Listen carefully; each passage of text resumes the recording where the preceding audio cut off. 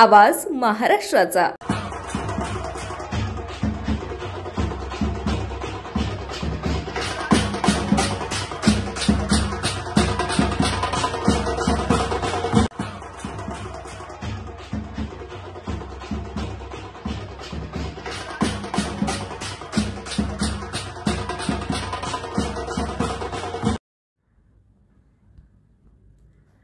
BJS महाविद्यालयाच्या गेटसमोर राष्ट्रवादी आणि महायुतीच्या कार्यकर्त्यांनी पुष्पवृष्टी करत शिवाजीराव आढळराव यांचं वाजत गाजत जोरदारपणे स्वागत केलं।